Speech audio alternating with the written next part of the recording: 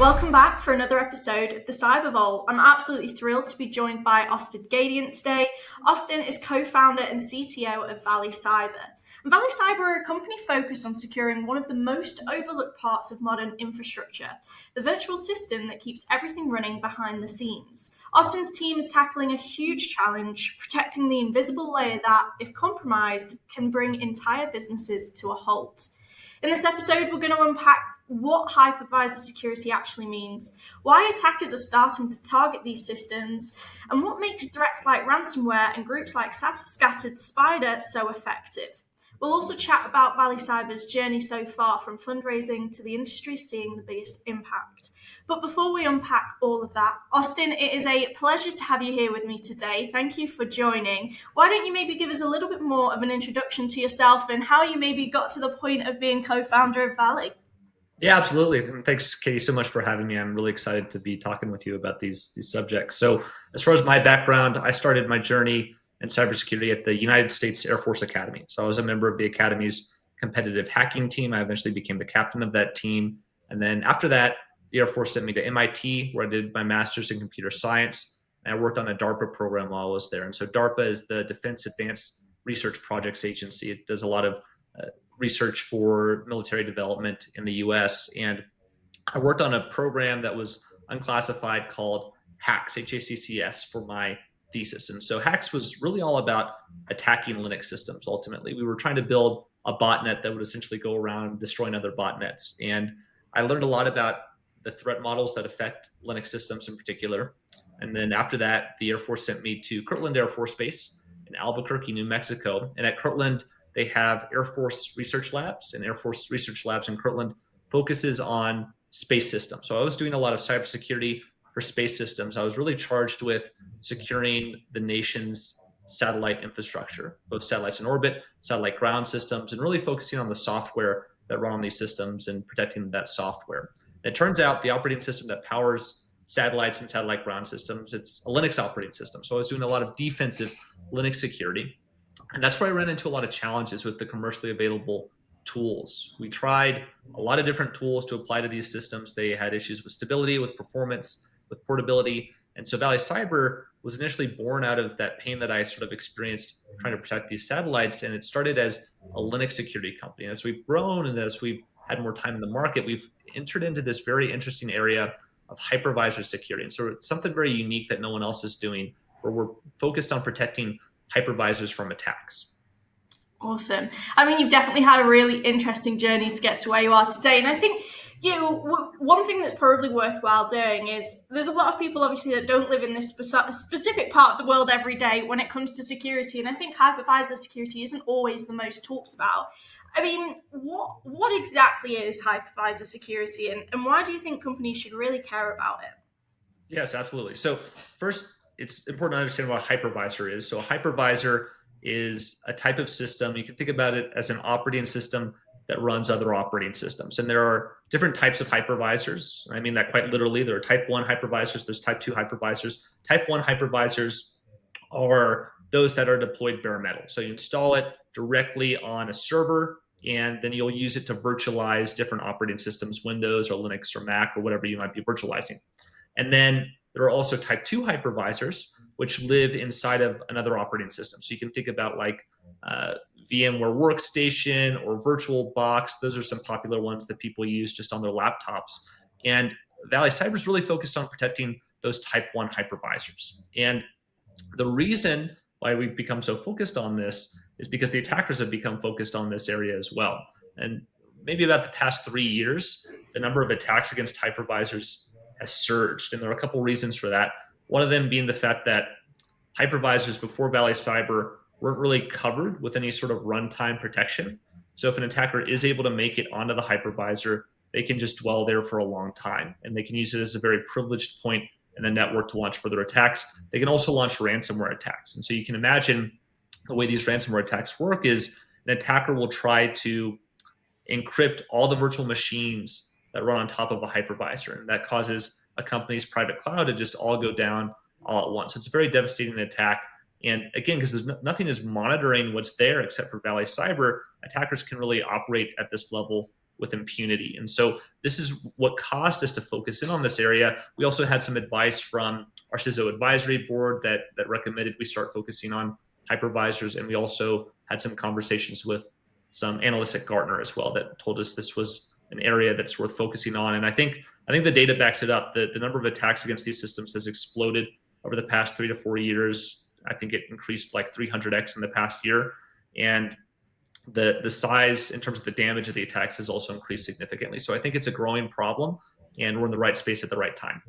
Absolutely. And I think you really just defined there why it's so important, because it's pretty devastating, the impact that it can have. And we hear so much about ransomware, supply chain attacks, but I feel like we don't hear the kind of, the term hypervisor, and we don't really hear about this layer. But actually, like you just mentioned there, it is a critical part to it that can maybe lead to ransomware or supply chain attacks as well. I mean, why do you think it's maybe been so under discussed until these past couple of years, where we've really started to see this become more and more of a prominent issue?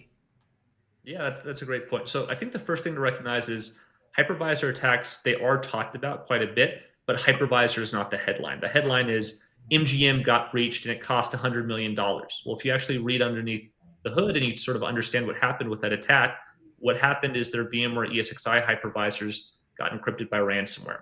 Same thing with the co-op in the UK. The co-op got hit with ransomware that was a $100 million, multi-$100 million amount of damage that was done to them. Marks and Spencer in the UK as well was hit. And they said in a public filing during one of the reports to the SEC, they said the attack cost them about $400 million in lost revenue. So it's just a huge amount of money that we're talking about. And the MGM attack is interesting too, because you have the $100 million of damage from the attack itself.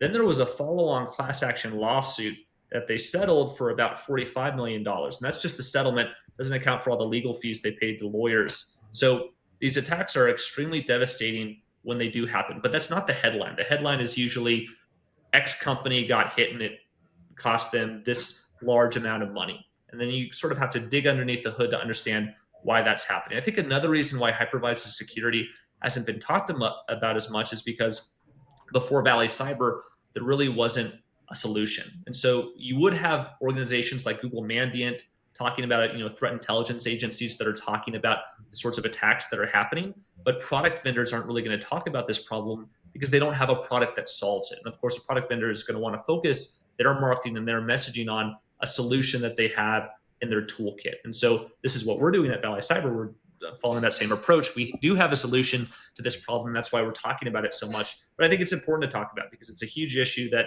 has definitely been not focused on enough. And the fruits of that lack of focus are coming home to roost. And it's just it's a challenging situation a lot of companies find themselves in today.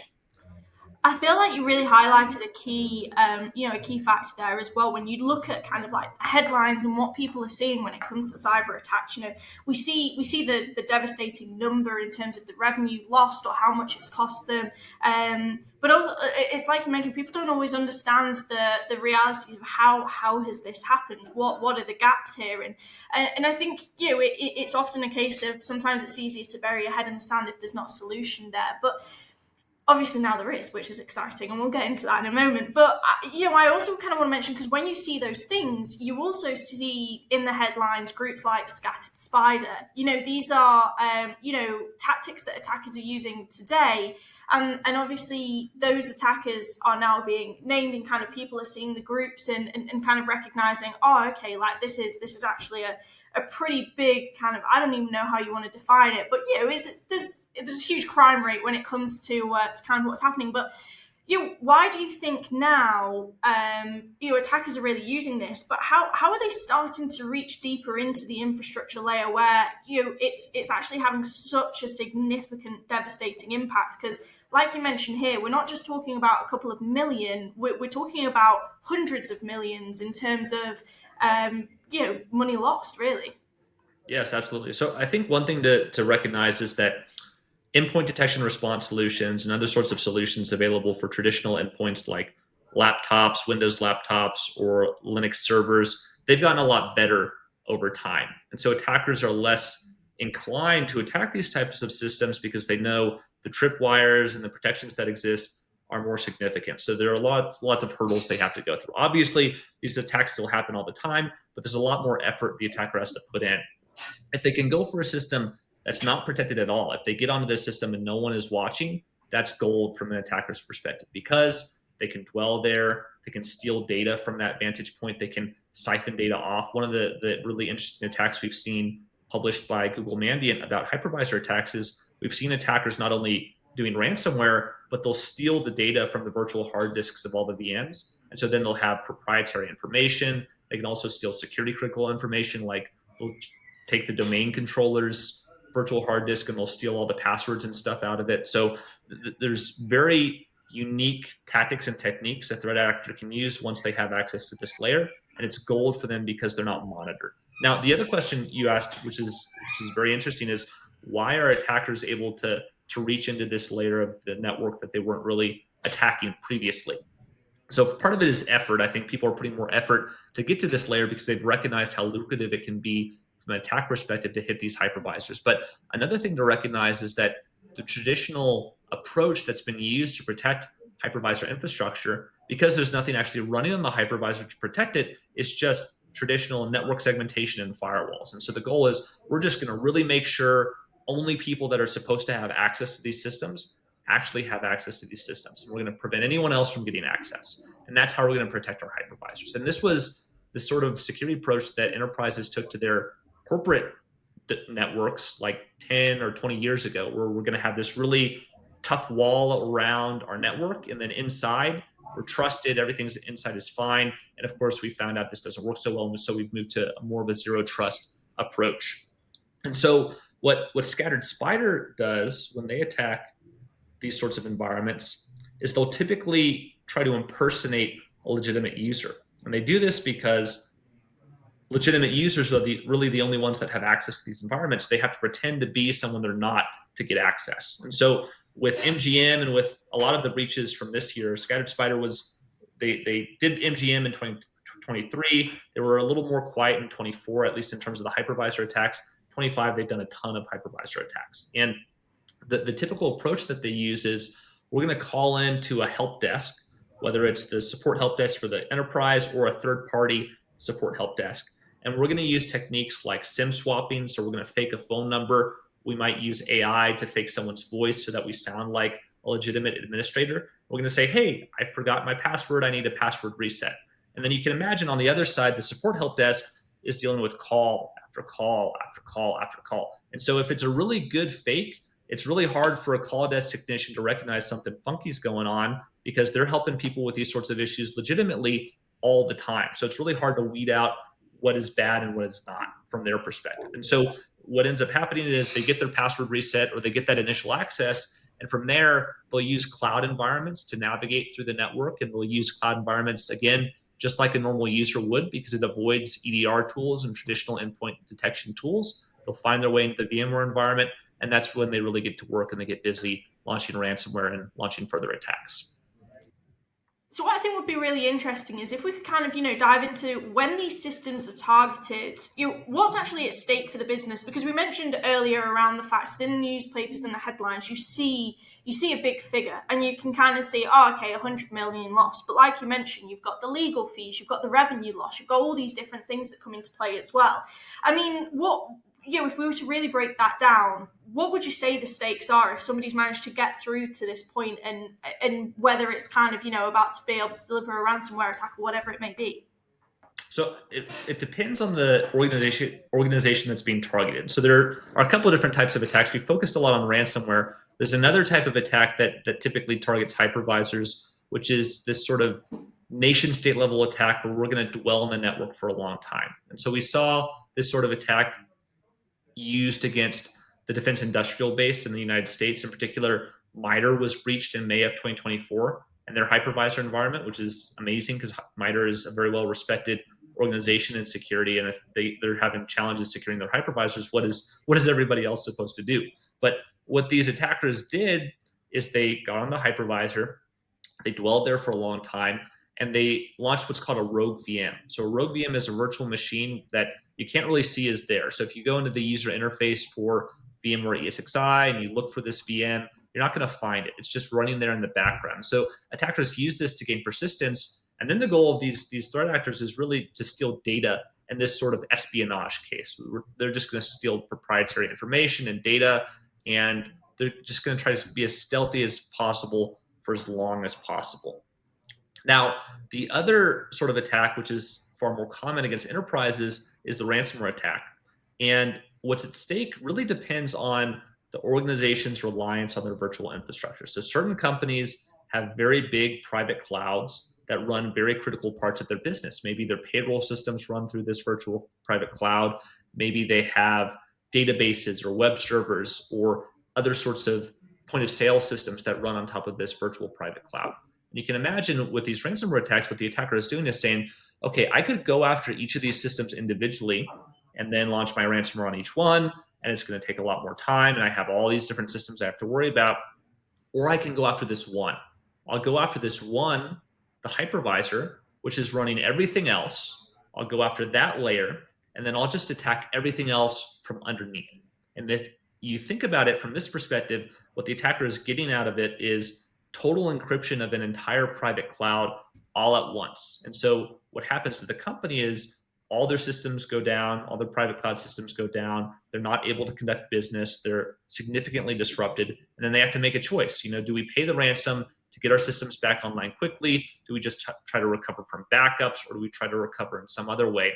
And this is why the attacks can be so significant from a lost revenue perspective or from a damage perspective, because even just a few days of lost business or disrupted operations for some of these large multinational companies ends up being a huge number in terms of the amount of money that they lose. And so that's why keeping uptime for these systems, protecting these systems, and ensuring they don't go down because of these ransomware attacks can be such a huge benefit from a security and defense perspective.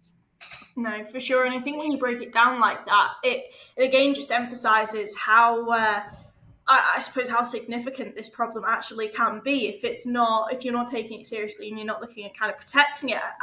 And I suppose kind of a really nice way to move on to this is you guys have really taken a different approach to protection. In simple terms, how does your technology stop these attacks before they can cause damage? Because I've got a feeling some practitioners are kind of tuning in here thinking, oh my days, well, how do we stop it?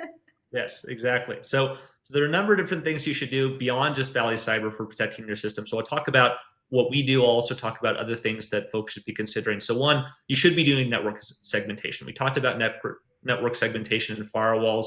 You should make sure your virtual infrastructure is on its own network that is not able to be accessed by most other systems. One of the first attacks that we saw against ESXi, VMware ESXi, was basically an attack against all these systems that were publicly accessible on the internet. And so what the attackers did is they used a CVE that applied to all these old versions of ESXi. They launched ransomware against them all at once. There were thousands of systems and hundreds of organizations that were impacted all in a single fell swoop because all these systems were on the public internet. So you obviously don't want that. You don't want your systems to be publicly accessible, and so you want to protect them with network segmentation. You also want to make sure that you have appropriate access controls in place, you have multi-factor authentication, and this is the first area where ZeroLock and Vali Cyber can make a lot of difference. So ZeroLock is our product, and the first layer of protection we provide is multi-factor authentication for command line login. So if someone is logging in over SSH or they're logging in just to the physical console to run commands from the command line, we're going to do MFA on each of those logins to make sure that the attacker hasn't just stolen a legitimate password like Scattered Spider likes to do. Because remember, Scattered Spider is going to try to impersonate a legitimate administrator. To do this, they're going to steal credentials for that legitimate administrator. And so we're going to stop stolen credentials with MFA at the command line level. So that's the first thing that we do. The next thing that we do is called application filtering. So the cool thing about a hypervisor from a security perspective is it's not like a cloud system or like a software developer's laptop where you have all these different applications being brought in all the time. You have new updates being done all the time. Those are very dynamic systems. A hypervisor is a very static system in the sense that it doesn't change very much over time. And so the applications that run on top of the hypervisor, they're pretty static. And so what we do with the application filter is we say, all right, we're going to allow only those applications that have been installed legitimately on this system to run. anything new that you add to the system that seems like it's been added in a strange way, maybe it was just downloaded off the internet, we're going to block that by default. And so this blocks a bunch of different malware scripts that can be used on these systems.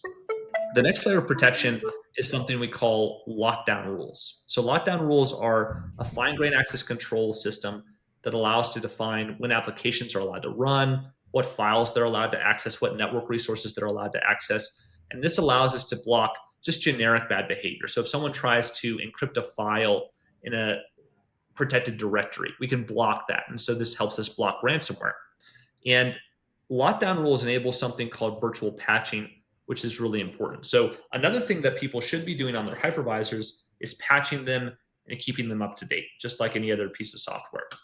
The challenge you run into with hypervisors in particular is, one, if a new patch comes out, you have to typically reboot the system to be able to bring it back online and apply the patch. And so this is some amount of disruption to the network. You need to sort of phase out this patching process. And so it takes time to actually put in these patches, because hypervisors take a long time to reboot typically, and because they're running these critical workloads, you can only update them in batches. It's not like you can do it all at once.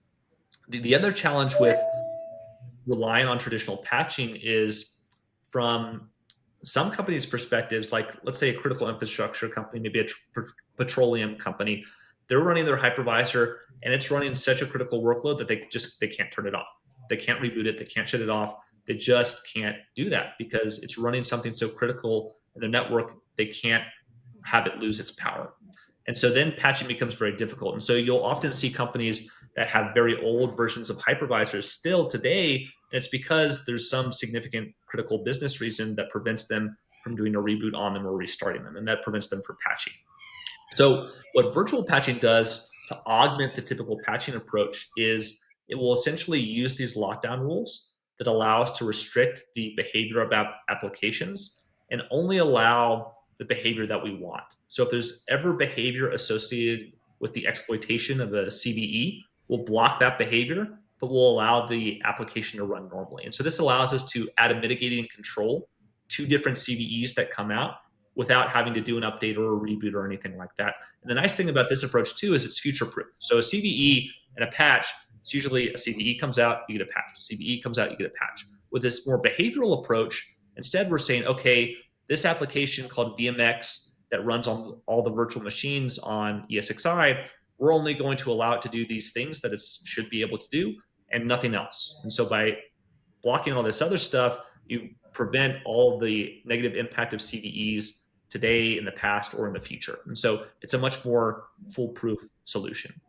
And then lastly, there's sort of a behavioral layer of detection where if we see ransomware being detonated on a system, we'll look at things like file entropy changes or timing between file system access to detect ransomware. We can block things that way. And this is very useful for a living off the land attack. Something that a lot of people don't realize about their hypervisor is you don't actually have to download ransomware onto the hypervisor to encrypt it. The tools that exist on the hypervisor already allow you to run ransomware attacks. And we demonstrate this all the time in our demos and our webinars. But basically, you can attack a hypervisor with ransomware without ever having to download malware onto it. And so this behavioral detection protects against those sorts of living off the land attacks that we call them. I think, that it's really great to get that breakdown, but also I think you've made it really clear there as well that there's a lot of different avenues here. It's not just kind of like, oh, there's just one way that they constantly attack and there's just one route. And, it's kind of, oh, well, if you lock that door, you'll be fine. Because it's like, actually, they can get through all your windows. You've got your back door, you've got your basement. Like it's pretty overwhelming when you break it down, which I think is why it's so important that there's a company like Vali Cyber out there that's going, hey, look, we've got these solutions here, because this isn't just you can put a Band-Aid over it and hope for the best. Because it's, that's not going to kind of fix the problem here. I mean, could you maybe talk to us about some exciting results that you've seen so far that kind of, because I know obviously you guys have been in this incredible position where you've raised funding, you've grown quickly, you've really been able to have this phenomenal journey in quite a short space of time. I mean, are there any things where you've had some real moments where you've kind of gone, wow, this technology has like truly made a difference here? Yeah, absolutely. So I could talk, about something that happened, two things really that happened over the past few months, where Valley Cyber had to respond to active incidents. So an attacker was actually in the network attacking the company, and the company needed protection on the VMware environment, either because part of their VMware environment had been compromised, part of their hypervisor environment had been compromised, or because they were afraid that it would happen soon based on what the attackers were doing. And so what we did in these situations is we sort of just came in, we rapidly deployed. So we got all of our agents deployed onto these hypervisors. We protect the hypervisors, and that prevented the attacker from ever gaining access and launching the more devastating part of their attack. Now, it's funny that we were sort of in this situation because really we're a preventative solution. We're a preemptive solution. So you want our solution in place before you get attacked. But occasionally companies don't have this luxury. They're planning to budget for something. Maybe they're in talks with Vali Cyber. They've heard about Vali Cyber and they're planning it for the future. And then all of a sudden they get attacked and they have to do something about it now. And so it sort of raises the priority level of dealing with this problem. So, ideally we would be deployed long before these attacks happen, but we do have the ability to get in there if there's an active attack and rapidly deploy and protect systems. And that's something that's been really meaningful for me as a founder. I mean, we've been at this for a number of years now. There's a lot of challenges that you have to go through as a startup, a lot of failure you have to go through with the startup, but to be able to see that success and to really make a meaningful difference for people and protect them from these really nasty attacks, I mean, that was worth all the other challenges that we've been through. Absolutely. Awesome. It's really great to hear. And I think, not to be underestimated, the impact that, and I think a lot of people sometimes do underestimate, like, the impact that kind of, solutions like this actually have. And when you get to see it firsthand, whether you're working with big enterprises or even more importantly, some of those more SMB sized businesses where it's kind of like, actually, an attack like this could make or break a business. It's pretty significant out there. And I mean, arguably, I think we could talk about this all day because there's so much to unpack. And it kind of, in terms of just the journey that you guys have been on, has been phenomenal. Arguably to the point where we probably could just have another episode on that. But I think, it's been really important to kind of touch base here on such a complex topic, but arguably a really critical subject that I think needs to be talked about a little bit more. Because like we say, the headlines aren't always necessarily kind of showing those layers underneath, which is, it's that education piece that I think comes to play. And I think what would be really great to close out on here, Austin, is, for any of the leaders, security practitioners, or even kind of people that are running their business that are tuning in, is there one thing that they could do today that could better protect the systems that maybe most people just never even think about? Well, I think, understanding what those systems are is very important. So understanding what protections you have for your network and what assets you have on your network is critical. And then when you're thinking about different protections, I would encourage companies to go beyond just mainstream large vendors, because there are a ton of startups out there. It's not just Vali Cyber that's doing cool, innovative stuff. There are a ton of awesome startups out there that are bringing new technology to solve problems that have been around for a while in new and important ways. And so I would encourage companies to, as they consider different solutions, think about what's been done in the past, but think about what might be wrong with it. What might be the ways an attacker could get around this approach that we've done for 5 or 10 or 20 years? And then is someone else doing something to address my concerns? And so that's what I would encourage companies to do, is understand your attack surface, understand how the attackers can get in, really think about how those attacks work at a technical level, and then make sure you're covering it either with standard traditional tools that people have been using for a long time, or with some sort of innovative capability delivered by either a large entrenched company or a startup. No, awesome. Honestly, Austin, thank you so much for breaking all of this down for us. I think it's been fascinating to see a little bit more of a deeper dive. I was going to say diaper dive, a deeper dive into kind of, like we've mentioned, something that I think is going to be talked about more and more. But not only that, but obviously how Vali Cyber is bringing visibility and protection to an area that's, I think, arguably been in the shadows for a little bit too long. So thank you so much for joining me here today and talking through all of that. And obviously to our listeners, as always, make sure to subscribe, share this episode with your security peers, get connected with us on LinkedIn, of course, get connected with Austin and the team on LinkedIn. I think it's definitely worthwhile checking out Vali Cyber. As you can probably tell, Austin really knows his stuff. But that's it for today. So thank you so much for tuning in, and I will see you next time for more conversations shaping cyber.